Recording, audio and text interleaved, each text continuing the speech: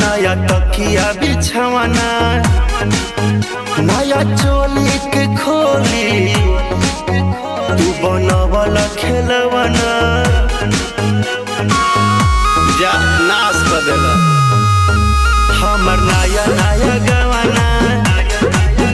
नया तकिया बिछावना नया चोली के खोली तू बनवला खेलवना